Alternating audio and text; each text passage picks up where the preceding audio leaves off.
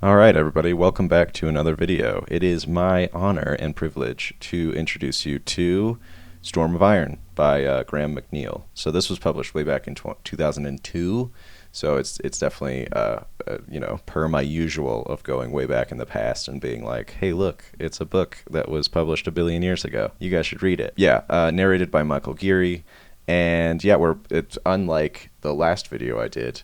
This is not an anthology, so it's going to be my normal format of like summary, characters, who's it for, like lore and homework, and then the review. Okay, so the seeming backwater planet of Hydra Cordatus comes under intense and brutal siege when the attentions of the Iron Warriors are set upon capturing the only occupied place on the planet. A heavily fortified, overly designed, mastercrafted fortress garrisoned by thousands of Astra Militarum and further bolstered by several titans from Legio Ignatum, forged on Mars herself, stand between a Warsmith of an Iron Warriors Grand Company and a secret even the defenders do not know they keep. So that was the summary of the book. It is relatively simple in plot. And the siege itself is kind of a character in and of itself, but I will talk more on that in the actual review portion. Moving on to the characters, so I'll start with the Iron Warriors because they're more interesting, and then move on to the human characters because they do backstop, kind of. They provide their own. There's like a triplicate of characters for the human perspective, and then from the Iron Warriors perspective, or like the Chaos perspective and the Imperial perspective, depending on how you want to look at it. And each character kind of brings their own kind of like moral of the story, if you want to call it that, or theme, if you want to call it that. Starting with Kroger is the Youngblood, even though he is almost as old as Foryx and the Warsmith. His standout characteristics is his berserk mentality and sheer ability to cause mayhem and destruction. He actually leads a group of chaos, like chosen, basically, and they're all also Khornate berserkers, which is pretty neat to see. It's no secret that Kroger is a hair's breadth away from falling wholesale to Khorne, but he has managed to maintain his control and his cunning. His ferocity mixed with self-control has pushed Kroger from being one of the chosen to being uniquely suited to leadership. To add, there is also a palpable tension between him and Hansu, which Hansu is a character I'll get to, and I'm pretty sure if you have a passing interest in 40k or you've been in the hobby for a minute, you're going to know like Hansu is going to be something that jumps out to you. But yeah, I will get to him in a sec. Foryx. Foryx is first among equals of the company captains the Warsmith has elevated to lead his forces. He fought in the Siege of Terra and led the retreat from the system. So yeah, he is a veteran of the Long War. He's thousands of years old, and he actually knew Perturabo, and his Terminator armor is actually forged on Olympia itself. He's not lacking in experience. His experience was second to none, and the Warsmith valued his judgment above all others. One thing that sets him apart from the others is not only his experience, but that his ambition and need for glory has faded, making him more trustworthy and reliable. His true genius lies in logistics, timing, and the cold pragmatism that that is necessary to conduct siege warfare.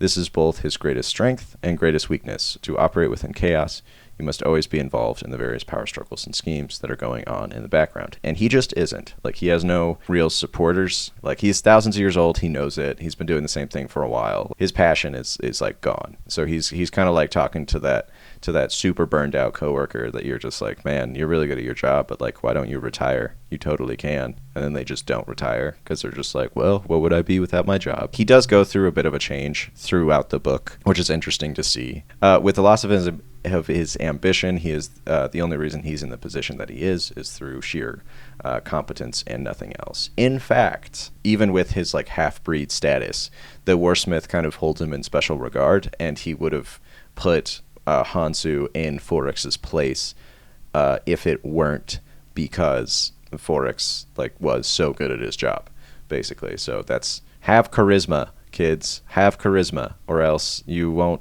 get a job. Yeah, moving on to Hansu. Hansu is a half-breed. He basically, what that means, at least for an Astartes, is that like they've used multiple gene seeds in his like Genesis.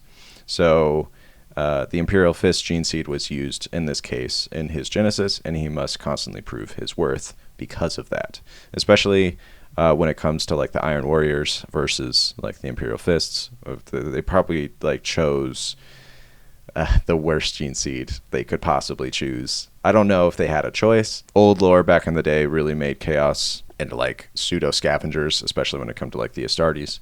So it probably wasn't their first option to use the Imperial Fists, but it is noteworthy that it is, because he has to work all that much harder to impress other Iron Warriors, and arguably can't ever impress them because of his impurity. But yeah, it was this harsh treatment and kind of unfairness that ends up propelling him through the ranks so quickly.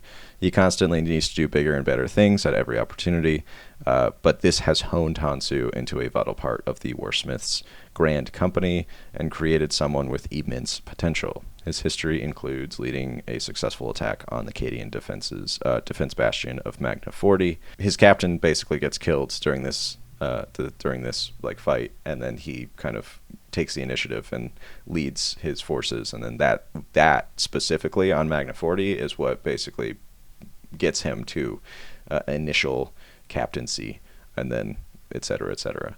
So he has also broken the siege of Sevastopol and led a rebellion of Lorgamark to victory. The other two are kind of, all of it's fluff, because this is his debut. So Hansu doesn't appear anywhere else prior to this book, but this is his like initial, we get introduced to him in the setting. Yeah, and this was kind of dropped in, I guess if you read really closely, or you're reviewing a book, this will kind of jump out to you as just kind of like justification for why somebody like Hansu, or in Hansu's position, is basically elevated. It's just because he's really good at his job. So even with this rich history of successes, his impurity will always see him at odds with true-born Iron Warriors. The Warsmith, if able, although, would have made him captain of Forex's place. And he tells him this like 3 separate times, but Hansu is still like, everyone hates me. Why? I will never be pure. It is just kind of funny to see like the duality of that at times. So Leonid and Vorbin. I'm going to do them both because why not? And they also kind of just represent the same thing, but like different. So if you've ever seen Zulu, it's a movie. It's a very old movie. If you've seen it, it's good. I recommend. But anyways, then you'll understand the relationship that these two officers have. Basically, you have Castellan Vorbin, who's like the formal one, and then there's the troopers officer, Leonid. They both play key parts in keeping the Dragoons together, so they head up the Jauren Dragoons. I think it's like the 383rd Jauren Dragoons, but I will not use their actual numerical designator. I'm just going to go with the Jauren Dragoons. I think that's fine. The whole regiment hails from Jaura, the planet. We never actually get to see it, and I've never heard of it since, so it's probably not that important. They're not like the Valhallan Ice Warriors or like the Talarn Raiders or anything like that. They are just a random regiment. But yeah, they both play key parts in keeping the Dragoons together, as well as functioning like a well-oiled machine, even during garrison duty. So yeah, the Jauren Dragoons on Hydra Cordatus get stationed there, and they're just performing like long-term garrison duty. It's not like they're there for like 2 years and then they're done. They've been there for like years and years, and it's not there's not like an end in sight. As far as I know, this is just kind of like a perpetual duty. But for some reason, there have been many regiments that have been there. So either they aged out or something else is going on. But yeah, there is a background of mystery. Like there's an atmosphere of intrigue in this book that is captured really well. There's a lot of background stuff that happens. Or at least that, like, I don't know if, because like, like there's B-roll in movies where like stuff goes on in the background, but like there's the main stuff still happening, so you have to pay attention to both. It's kind of like that, where there's background stuff happening that you kind of have to kind of like keep track of, and it's its own like kind of like story that's playing out, but the main stuff is still happening. So like the siege is still happening, the characters are still having to do it day to day, but like there's nuggets of information about the background stuff that's happening, and you're just like, oh, the puzzle's coming together. It's interesting that there's kind of like 2 separate things going on at the same time. So they both play key parts in keeping the Dragoons together, as well as functioning like a well-oiled machine even during garrison duty. It's important to note that the Imperium is made up of numerous power blocks, or factions, however you want to think about it, but there's like the Militarum, there's the Navis Nobilitae, there's like the Navy, there's the like astropathic choirs, like the just astropaths in general. There's like rogue traders, there's the Inquisition. Like there's so many different factions within the Imperium, and this is intentional so as to never have an easy route for someone like Horus to rise again. It's also the reason why like regiments are so specific in their structure. So like you have the Elysium drop troops, and all they do is drop troops. Like they don't have just like a bunch of tanks. And then you have like the Armageddon Steel Legion, who are just, you know, tanks, but they don't have like the brute infantry like power that comes with like the Catachan. So the reason for that is because they don't want like mixed regiments ever again, because they're too strong to fight, and it's too easy for like one commander of those regiments to just fall and then be, you know, an issue for the Imperium. So if they just make each one a special regiment that's good at really one thing, then they're easier to counter when they do fall, or if they do fall. The thing that stands out in this is how the Titans, Mechanicus, and Militarum and Space Marines interact in this novel. Too often, the Space Marines or Militarum are shown to have ultimate command, and that there's absolutely no interpretation or politicking going on, even when a war is happening. The command briefings are a great tool to show how these institutions rub elbows with each other, and how the Imperium is often its own worst enemy, even in times of crisis, because of the divisions that can spring up from mistakes or pride. So if it sounds like I'm not actually talking about the characters in a character segment, it's because I'm not. When it comes to the humans, they're not really developed all that much. They're used as like tools to like show an aspect of the Imperium. I'll get to it in the review, but it is something people talk about as like kind of a flaw with this book. Like the characters don't actually feel like characters when it comes to the humans. Like the Chaos characters come across because they are, you know, developed, they have personalities, etc., etc. But like all the human characters just kind of feel like moral cautionary tales, or like basically really pragmatic like author tools to describe some lesson or something about the setting. It is and it isn't true, and I think it's overblown as to how bad it is, but maybe it's just me. I'm not sure. But yeah, so the reason I basically talk about the command briefings is because Leonid and Vorman are usually the ones leading those briefings, and the reason I talk about like the different factions of the Imperium is because like we see all those factions in those command briefings, and Leonid and Vorman basically are, since they're in essence in charge of the siege, they have to kind of like be diplomatic with all these different elements of, so you get to kind of see their personalities come out in the diplomacy and in these command briefings. And the command briefings are like representative of like basically the fractured nature of the Imperium, even in times of crises. Like humans just kind of shoot themselves in the foot, blah blah blah. Yeah. So moving on to Hawk. Actually, I'm going to do dessert last. We're going to do Laurana Utorian, because why not? A Militarum trooper serving in the Jauran Dragoons that is captured very early in the initial stages of the conflict and before the siege is even laid on the fortress. Her introduction comes when she speaks out to one of the three primary Aryan warrior commanders, Kroger. Instead of killing her, she is given the honor of being in the first wave of slave chaff that will be sent against the walls. Kroger actually promises that if she survives, that he'll save her. Beyond being a cautionary tale of what happens to normal humans in the setting, her experiences throughout the story really serve to demonstrate just how much chaos feeds and perverts the human experience. Chaos is humanity. We created it. Well, not wholesale, but we created like 80% of it. Like we feed like 80% of it, which is weird because there's an entire galaxy of like sentient beings that also feed chaos, but for some reason humans are special and we like feed it more than everyone else, even though like our souls aren't even the brightest in the galaxy, but there's more of us, I guess. Don't ask too many questions. We are chaos for all intents and purposes, to put it simply. So you can kind of like, that explains how humans are able to kind of like interact and innately understand like demons on like an intrinsic level. Like because if it was too alien, we wouldn't even know to be afraid, you know? Like it would just be off-putting, but it wouldn't be like truly scary.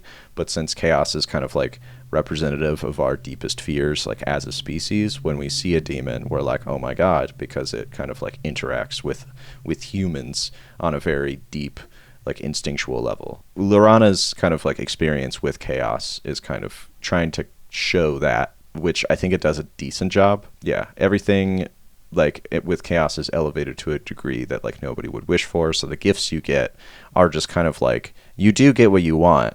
Like take like if you wanted to be a really good pilot, right?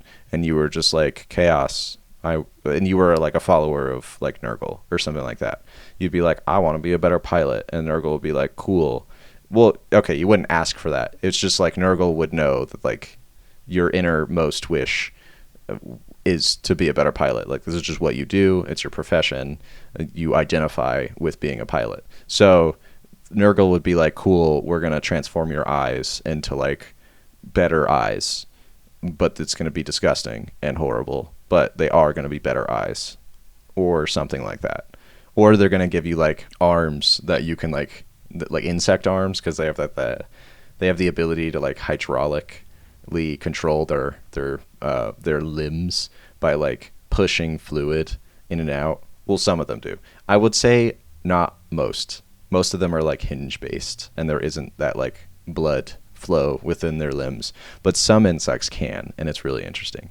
That's why when you kill a spider, their limbs just kind of curl up on themselves. It's because of like a loss of pressure. Yeah. Anyway, she wants revenge, so she gets it in the end, but it costs her everything, which, I mean, it does.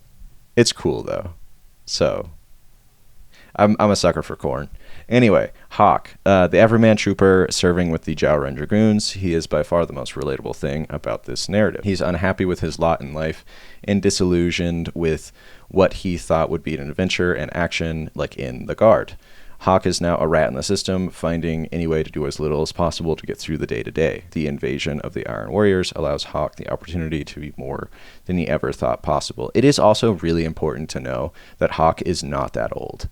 Like, I'm pretty sure he's not even 20. Or if he is 20, he's like 21.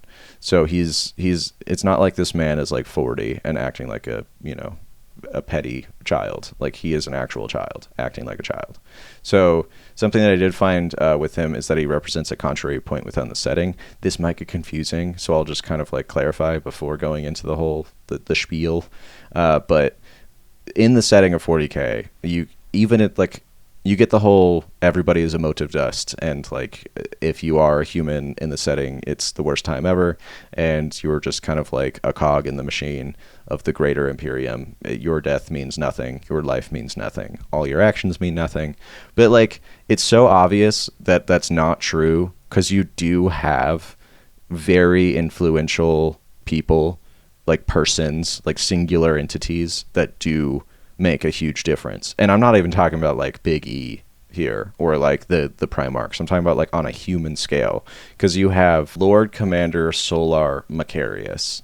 Like, he's probably the name that comes to mind when people are like, you are nothing and you do nothing and blah blah blah. It's like, explain. Because you also, I mean, on a more minor note, you have the Inquisition. All the Inquisitors make huge impacts. Like Cryptman, tell me he didn't make a massive impact. Like, there are very obvious ways that an individual can affect the Imperium and change it in very real, drastic ways.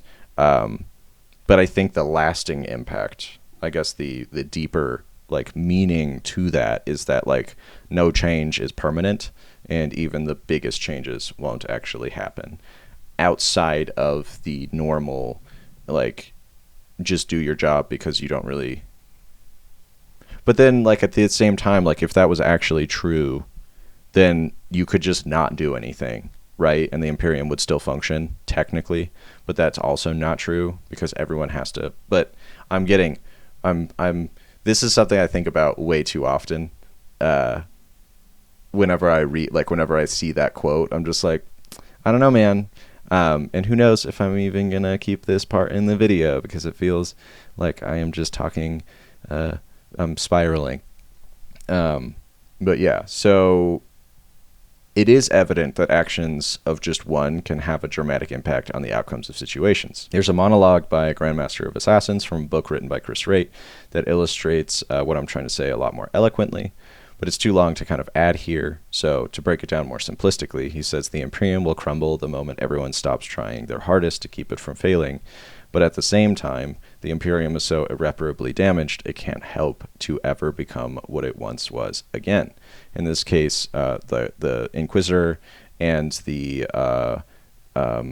Counselor of the High Lords are like talking about the return of Guilliman and how he could potentially be the one man that makes things better again. But the discussion is basically, hey, one person can't, like, the Imperium is bigger than one man. One person cannot change the Imperium or alter the Imperium's destiny, etc., etc. But, like, explain Horus then, because he's one dude. Like, I know the Primarchs are Primarchs, but they are just one person. They are a human. They are just one man, but they did. But I guess it was more like what Horus represented, and he didn't do it by himself. He did it with, like, half the Imperium. So, anyways, moving on entirely to the Who's It For segment. So the book was published back in like 2002, so the setting depicted here is much different than the Warhammer you'll get in something like Genefather or Lion Son of the Forest, for example, which are like both examples of relatively new books that have come out within like either like the last few years, not 2 decades ago. This book is like a much bleaker representation of what life is like in the setting. So back in the day, not to sound super old, but like back in the day, if you were to ask somebody, hey man, would you want to be like live in the setting? You would 100% get no's across the board. Nobody wants this, just because of how like just edgily dark the setting gets in like the most hyperbolic of ways. You just wouldn't want to do it because like there was nothing about the setting that you were like, oh, that's kind of cool. I wouldn't mind living there. But like, it's been fleshed out enough in today's world, and like the themes have changed and the tone has changed, that I'm pretty sure today you'd get like a 50-50 coin toss on like somebody being like, honestly, living on a pleasure world or like being a rogue trader or being an inquisitor would have been cool. But like, man, back in the day, hell no. No way. With the stuff they were publishing and where the lore was going back in the day, nah, no way. But today, I don't know. The Imperium's changing. So even with the Space Marines, they're like much more mundane. Their eventual appearance is such a toned down version of the superhuman like demigods of war that we get in novels published nowadays. So I would say that if you are a fan of old school Warhammer that was still finding its like footing and still finding like where basically the grand narrative was going, and you're also a fan of like heavy action sequence and chaos at some of its best, then this is a good bet for you. Honestly, this book is chaos propaganda. Like, if you like yourself some like good chaos, some well-shown chaos, then this book is terrific. And if you are a Space Marine stan, this is not a book for you. You should not read it because it's not that they lose or win or whatever. It's their depiction. They're so toned down. This is not your Matt Ward's Space Marines. This is your like chiller space. I don't even know how to describe them. They just don't feel like they feel like they matter as much as the Guard, if that puts it into perspective. As a tangent, I'll add that the reason chaos feels so oppressive and unstoppable in this, it's because back in the day, the plan was that chaos would win in the end. Truly, all the fights in the Imperium engaged in were hopeless and futile. In today's 40k, we are closing warp rifts, we're actively inventing again, and Primarchs are returning, and the Emperor's waking up. So, like, the tagline may not have changed, but there is certainly a tone shift since 2002 in 40k. I don't know if that's for better or worse. I'm not here to kind of judge the setting. I'm just enjoying the ride. I know that I've been reading the books long enough that there has been that tone shift. Whether you like it or not, I don't know. That's for you to say. I guess if you really love yourself some Edge, switch to Trench Crusade, because that feels like Edge for Edge's sake. But as far as 40k goes, there is absolutely an undeniable shift towards like hope in the setting. As much as they like the grim dark aspects are attempted to be highlighted, there's definitely been kind of like a move to make things kind of like be leading to something. Because the problem with like futile war and like endless violence is that there isn't really an easy way of having like an end goal for the setting. And people ultimately do not like reading like sad edgelord stuff. And that's kind of like what Warhammer or like 40K like was back in the day, because like everything was basically just the grindstone of war and the conflict that comes with it, and all the different aspects of 40K were just like the worst aspects of humanity like made manifest and put into like hyperbolic massive scale. So we aren't that anymore. And yeah, I mean, do I kind of miss it? Yeah, because there was definitely some style and some elements back in the day that I just really enjoyed. And also, it just felt like authors were a lot more able to, because like the setting wasn't so locked in, and there wasn't so much of a call for each book to be like basically a miniatures like advertisement, you know? So like it felt like each story was just kind of like the author doing his thing. Whether those goods, like, it's not, I'm not saying that the books were particularly better than they were now. In fact, I'm pretty sure that it's the opposite, because these authors have had like decades to write more, so they are like arguably more experienced. But you can tell that like the creative liberties that they can take are so much more reduced, because the stories are like A, less goofy, B, they're less like off the wall and just random, and they are also just like less, I don't want to say interesting, because I feel like that's a word that makes me sound like all the books that are like coming out now are like sterile and boring, because they aren't. And I also don't want to sound like a boomer, but you can tell that there's like a very different like vibe to old school 40K versus new. And it does come down to like how 40K used to be niche and now it isn't. Is so once you become, I won't even call them mainstream, because they aren't mainstream yet, even though it feels that way, because this is 40K is something that you'd like hide from the fact you did back in the day. But now it's like, because you literally like, it was like you'd go to like the model shop and then you'd play with like only those people that like you knew were also nerds, and then like you'd play in like a garage with a few buddies. And nowadays it's kind of like you can get a tattoo and like really show it off, and like in passing you might actually have somebody who knows what John Space Marine is. So I think the identity of 40K being more ubiquitous has a big reason as to why 40K is changing so rapidly and becoming in some ways more vanilla than it used to be.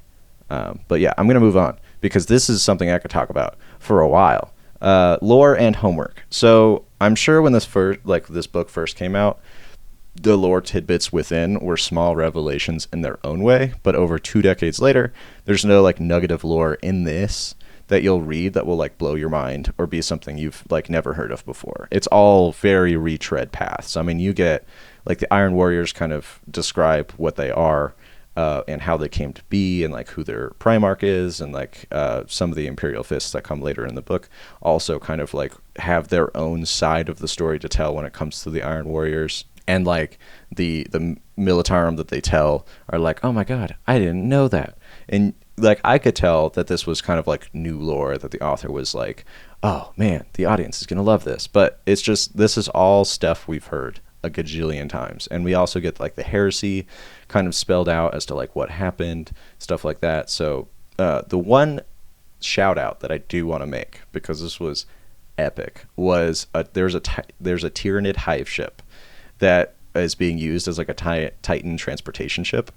It gets into like low orbit over Jericho Falls spaceport, like the place where the Iron Warriors first like attack, and it just starts dropping Titans. Like, and I don't mean like special lifts are equipped into it. Like these Titans, like it goes into very low orbit, like atmospheric.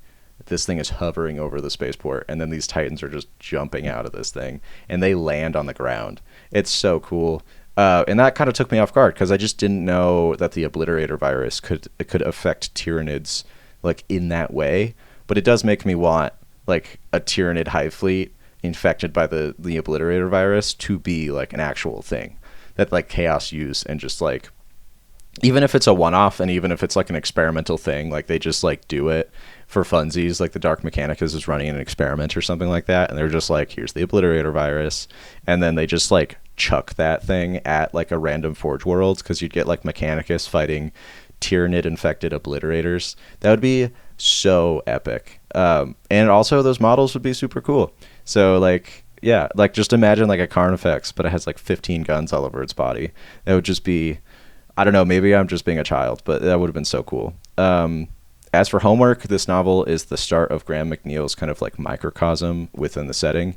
Each author typically, or like legacy author that you like the names you'd recognize, typically has their own. When I say legacy author, I mean like the Dan Abnetts, the Aaron Dembski Bowdens, the Graham McNeils, the Mike Brookses. Like these are all guys that have been writing for Black Library for a while. And if you look up their catalog of like books they've published for Black Library, you'll kind of start to see that they've developed their own little mini universes within the setting. So like they use their own characters, and they reference these characters in the books that they publish. And sometimes, very rarely, but sometimes these characters actually are used by other authors. And then you'll have to read basically the origin series is attached to these characters to understand like why they're important in other authors' work. But yeah, so that's, I think, the reason, or part of the reason why people think that like 40K is so complicated is because sometimes these characters get traded around and then you don't really know where they came from originally. But like kind of like an easier way to look at the setting is to kind of look at the authors first, look at their catalogs, read their work specifically first. You'll understand that aspect of like the lore, and then you move on to a different author. But you can also do it the other way of just picking a book off the shelf and just diving in, because no matter what you do, it's going to be kind of confusing at first. But yeah, so in this book's case, this is the first initial like route that branches off into other like categories. So you have Hansu being introduced, and he's the main antagonist in the Uriel Ventress novels. So after you read this, you can either read the Uriel Ventress books, or you can read Priests, Lords, and Gods of Mars. Those are the two things. And there are characters. So Guardsman Hawk actually goes on to be in Priests, Lords, and Gods of Mars as like a minor side character, but he attaches this book to that book. And it also kind of makes it feel like the setting is interconnected in a certain way. And then for the Uriel Ventress books, it kind of means that like the antagonist just means that much more. So when he sees Hansu, you're like, oh man, I've seen Hansu fight. He was in the siege of Hydra Cordatus, and he did this really cool thing. So yeah, there is, if you're just wanting to read this book, then there is no homework that you need to do. But if you want to read any of those other books, then this is probably something you should read, because this is kind of like Hansu's debut and kind of like his origin story that we know of in the setting. At long last, we have made it to the review. So the standout thing about the story is its commitment to portraying the Iron Warriors as competent siege masters. This is done by having every step of the siege laid out in all of its complexity, including logistics that are so often left on the wayside for Warhammer 40K books. It's a breath of fresh air to have ammo supply points given it even like just a passing mention, when so often Space Marines only run out of ammo when the plot demands it, but otherwise have infinite access to ammunition. It also gives the book some structure. Every time a new parallel is being built up and the siege is ramping up into a new escalation of force, so it helps the reader keep track of events. It gives very real structure to the actual book itself, knowing like, okay, this is the first parallel, this is the second parallel, this is the third parallel, this is the siege of the fortress, etc. It also allows for specific like tug and pull between the defenders and the attackers, giving each a chance to surprise the other with like sapping tunnels or nighttime raids or a straight up gate charge. I will say the Titan engagements should probably get a mention. It's a Legio Ignatum pitted up against the engines of Legio Mortis, which is led by the infamous Dies Irae. Just like the Beta Garmin conflicts, these god machines fight. Like when they fight, it leaves like no place for common soldiery, even Space Marines. So it is the ultimate escalation in force.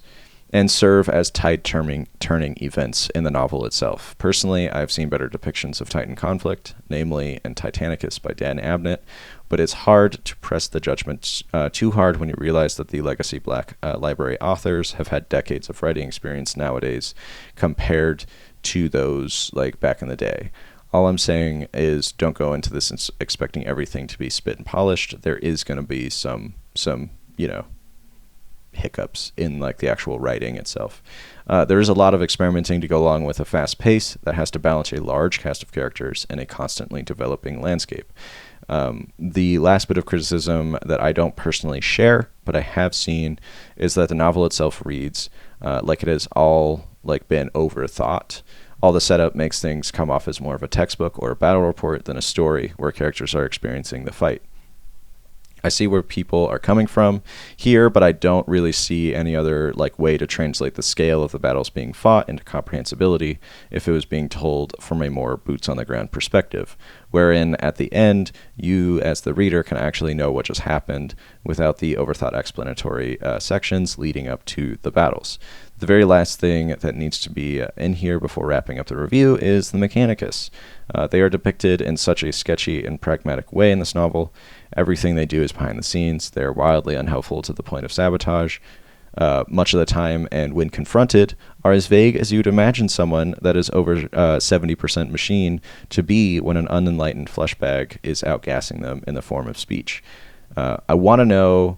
Like, I want more of this in my modern Adeptus Mechanicus. Like, they should be more detached from humanity, but I'm finding, I don't know if it's just an overexposure to call or what, but, like, I'm finding that the Mechanicus are just, like, humans with robot parts instead of, like, trying to be robots and rejecting their humanity, which kind of sucks, because, like, the Adeptus Mechanicus should be off-putting and strange and weird, and like their augmentations should just be like absolutely horrifying to like the standard human, but they aren't. So yeah, I won't get my old school Mechanicus back, but a man can hope. Storm of Iron is iconic in my opinion. It is an absolute classic read. Like, it's up there with like 15 hours. It is a must read for those who can look past its age and some stumbles in writing style. It's an all-in-one package that depicts exactly what the Mechanicus is, what chaos represents in the setting, and displays all the moral dilemmas that live at the heart of the setting. Some other like minor criticisms that people have against it, and I've mentioned this like in the beginning of the kind of like video, but it's that like the characters aren't developed. For the most part, that's accurate. They aren't, but I don't think that's like the point. The siege is the character. And it develops, and if you kind of like, if you're on board with what the book is trying to do and you're not trying to change what the book already is, then you'll kind of understand that like the people aren't the point. The siege is the point. So even, I will say like there are some missed opportunities with the characters themselves, and there's always that like loss of like character identity when it comes to like the side characters, because there's, especially with the Astra Militarum, there's like 6 Astra Militarum named characters, and 3 of them just get like passing mentions, even though they are technically vital, and they do die like in ways that you're like, oh, so they did something important and we should probably have known more about them. But that's in like every Warhammer book. Like at this point, I don't even think you can like really, it has very little like teeth as a criticism, because all of these books have a massive cast. And this book would be stupidly long if every single character was paid very close and detailed attention to. So it might be a lost opportunity, but I also, I don't know. Personally, I don't see it that way. But I do see that could be a problem for some people that like don't read the settings books very often, or get used to like outside of 40k books and like 30k books, especially with like character dramas where characters are the focus. But in this book specifically, the characters aren't really the focus. And when they are, it's supposed to be more of like a thematic representation than it is like an actual focus in on like, let's learn about Hansu's favorite color. Yeah. So that's pretty much it. That's the review. That's the whole thing. I was planning on doing like a full-on story breakdown. Let me know if you want that. I take very detailed notes about the books that I read so that I can make the summary and review in the first place. It's where I get like the quotes. It's where I get all the, pretty much information to do the video. But it's also like 15 pages of notes. So if I did do a video, like a full-on story breakdown, like an I read it so you didn't have to, it's like basically, then it would have to almost be a separate video, unless you want this video to be like an hour and a half long. But yeah, that is a thing that I could do. I have the notes anyways. I could just read all the notes that I have. It would just be a very long video, but it would be less than the book. So yeah. Like, let me know if you want that, or if that's a thing that I should do. Yeah, anyway, see you guys next time. I should be doing Priests of Mars. I want to get a few models painted of my own, which might make my posting take a little bit longer than usual, because I won't be, making the reading of the book, of like the next video, like that high of a priority. But the next video will be Priests of Mars. Thank you so much for listening. And yeah, if you have any questions or anything you want to talk about with like this book or for the setting in general, feel free to leave it in the comments below. Either way, hope you guys had a phenomenal holiday, and yeah, see you guys around.